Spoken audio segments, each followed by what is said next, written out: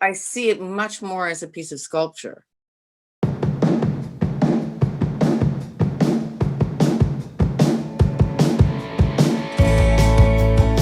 So what I would start with is making sure that this line comes out of the surface.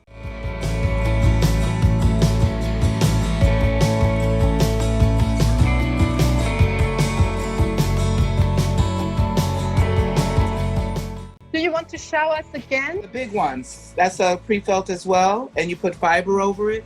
No, I plunked it down.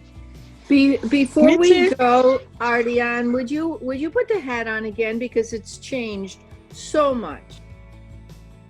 Well, it just looks like it all flows into each other so nicely. Yeah, I think I'm very inspired, and I'm glad it was hard.